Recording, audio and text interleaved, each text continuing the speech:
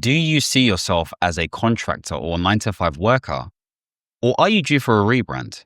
Well, today I'm going to be talking about this and more in order for you to get a better understanding of what it takes for you to become that independent consultant that you've called to be. So let's go straight to the whiteboard. And so the first thing I want to highlight is, let's say, for example, you are a contractor. Well, in this instance, note that you're not a contractor, you're a brand.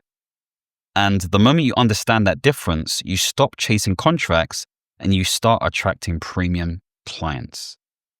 Now, there's so many things nested in this, but before I get onto that, if you want to see more videos centered around contracting, portfolio careers, and all of that kind of stuff, then make sure to like and subscribe to this channel. All right, perfect.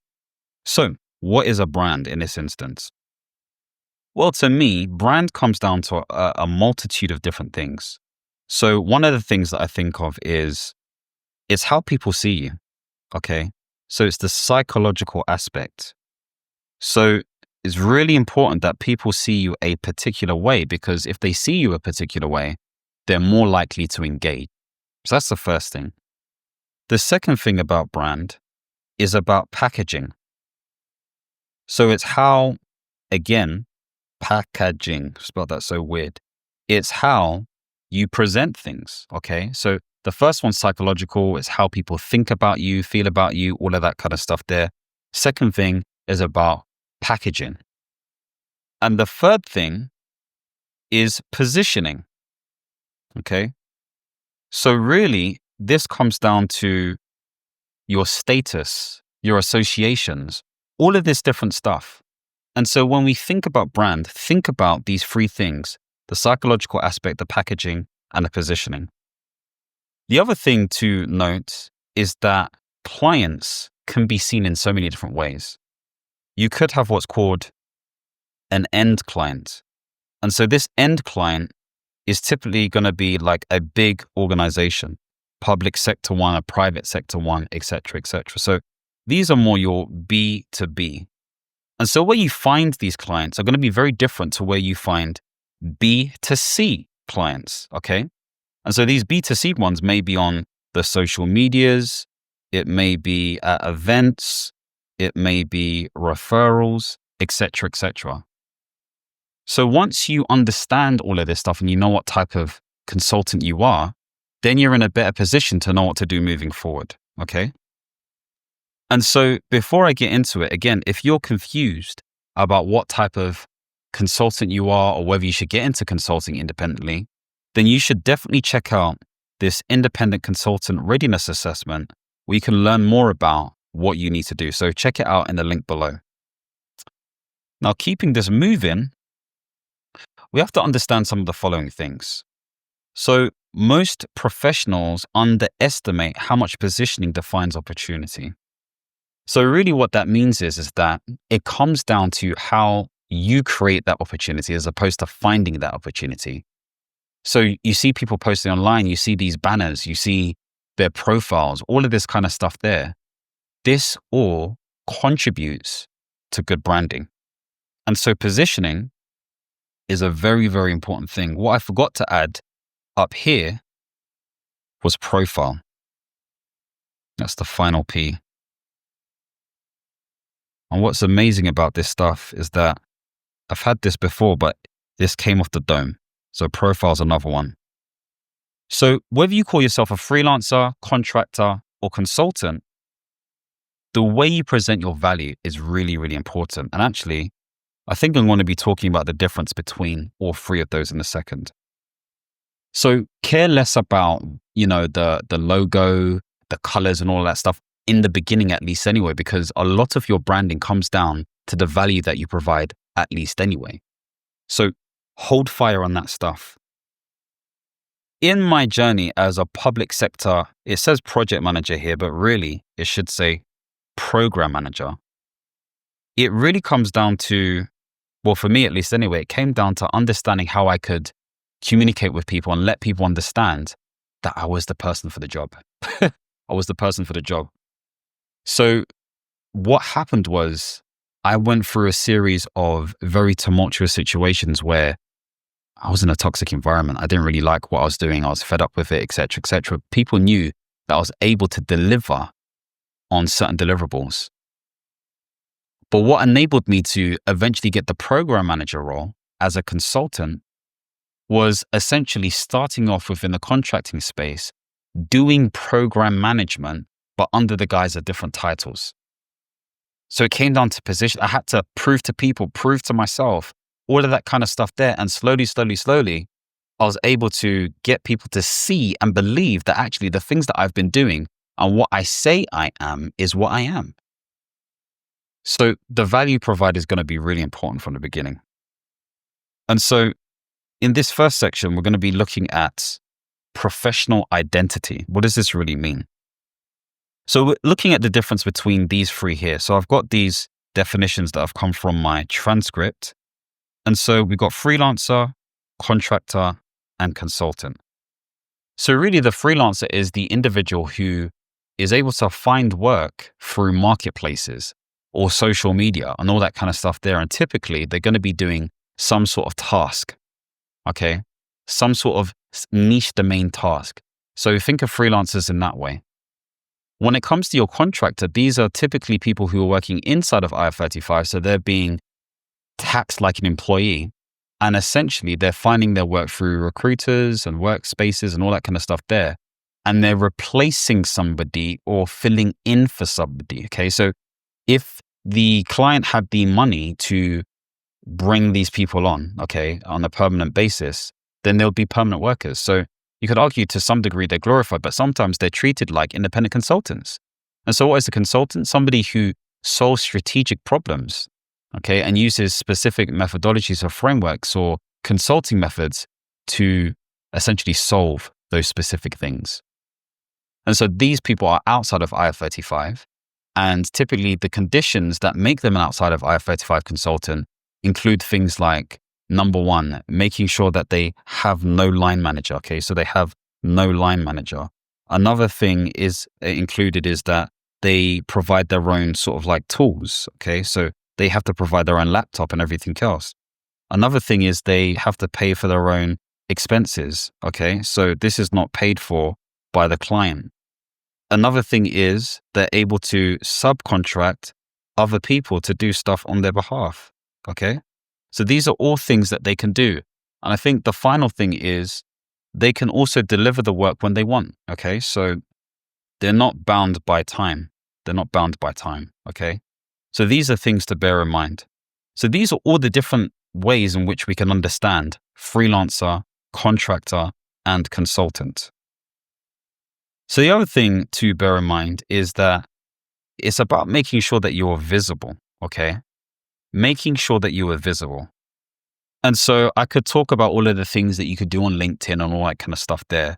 But to shorten this and to make this actually really succinct, you need to make sure that you follow everything that LinkedIn is asking you to complete. It's that simple. Put your profile and create a profile if it's not on there already. Maybe you want to get, pay for a premium subscription where you have the gold badge, or if you're a top voice, then that's a different thing. And these are the things that you need to do. So you need to be visible in the marketplace. If you're not visible, no one's going to really know that you're there.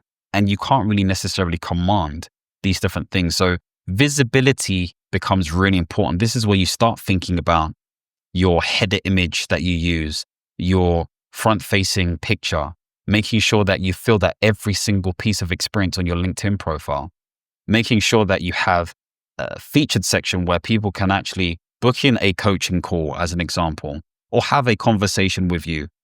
If you're confused, check out my LinkedIn. Okay, that's the quickest way to do it. So bear all of this stuff in mind. So that's the visibility factor. The voice factor really comes down to repeatability. So here's an example of some things that you can do. Okay, so the first thing you could do on the Monday, you have an insight post. So this is based on insights for the week, insights for that day. Okay, so insights. On Wednesday, you could have a video or case study. So it could be a video breaking down something. Okay. Then on Thursday, you have a reflective post. Maybe it's based on someone in your industry. Maybe it's based on some data, whatever it may be. And Friday, you engage with people via comments, DMs, client outreach, etc., etc. So this is an example. I don't use this strict example. Mine's a bit more comprehensive, but this is something you could definitely start off with. And then finally, you want to validate. And I spoke about this in my previous video, but you want to make sure that you showcase your frameworks. These are some example frameworks that I have for myself. The PAR model, which I talk about all the time when it comes to bolstering your CV. The 9 C's, which is a way for you to develop your portfolio career. The portfolio career matrix, okay? So the 6 different archetypes that define the different stages that you may be at when it comes to being in a portfolio career, at least the roles at least anyway. You want to gather any testimonials. So these don't have to be B2C testimonials. These can be testimonials from B2Bs, or really your directors and leads and all that kind of stuff. They're your colleagues. So think about all of this stuff when it comes to the validating side of things as well. So this all comes down to the brand presence side of things. The third thing is you want to build proof of authority. So some of that would have been answered based on what I was saying before, but really it comes down to the strategic elements, okay? So who specifically do you help? How do you help them? Why it matters and what you deliver. So who you help, maybe you help public sector organizations. Maybe you want to be more specific. Maybe you help public sector health organizations. Or maybe you want to say you help, let's say, foundation trusts within the UK. And you would only know that if you were within healthcare in the public sector, okay? So maybe that's one thing that you say, foundation trusts UK. So that's who you help, okay? And again, you can break it down even more in terms of, okay, maybe you help operations within the space. Maybe you help in relation to digital transformations, etc., etc. These are all different things. You want to break it down as much as possible. How do you help them? Okay, well, you help them by, again, improving their governance as an example, making it easier for them to make decisions. Maybe you increase their return on investment as an example. Maybe you ensure that they deliver on their deliverables within a 12-month period as an example. These are all specific things. Why does it matter?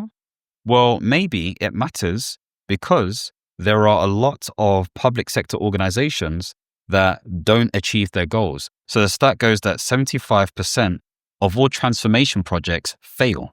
75% of them all fail. So with that in mind, your track record has shown that you're part of the 25% that succeeds. So that's another thing to bear in mind. What do you deliver? Maybe what you deliver is some sort of MSP methodology that ensures that the risks and issues are monitored and managed effectively, that the governance is installed, and in addition to that, you're hitting 98% deliverables on time, within budget, and within scope. These are just examples. Again, not necessarily the best examples, but the point I'm making is you need to do the work to understand what this looks like. Okay, do the work. So here's an example, and I didn't even see that I wrote this. I help public sector organizations translate complex strategy into deliverable transformation programs through structured program management and data-driven leadership. Ooh, this sounds sexy. Okay, so these are things you can bear in mind. And so this is what you start to do. You start to, again, make sure that you create assets that, again, build case studies, testimonials, frameworks, and templates. You also want to have, again, a page where it highlights all the key projects that you've done. You want video clips where you talk through the lessons from real projects, okay? But obviously you want to make sure it's confidential and anonymous. And if there are any clauses in place where you can't speak about stuff, then don't do that. So this is what you pretty much do. You start to throw yourself out there. And of course, I've written, don't wait for, agencies and all that kind of stuff there. Of course, this is depending on the type of consultancy that you do. But I think the point I'm making is that you want to make sure that you're active and people see that you're doing stuff, because this is where the opportunities come. Clients don't buy your time. They buy their transformation through your clarity and credibility. So when you rebrand yourself as a consultant, you stop selling hours and you start selling impact. This is what I want you to sort of leave with and understand when it comes to rebranding yourself as a consultant. And of course, if you're confused whether you should jump into this space or not, then make sure to check out my consultant readiness assessment, where you can determine whether this is definitely the right step for you or not. If you want to see more videos centered around contracting, independent consulting, or portfolio careers, make sure to like this video, subscribe to this channel, and hit the notification bell. And as always, my friends, understand, reach, and expand. Peace.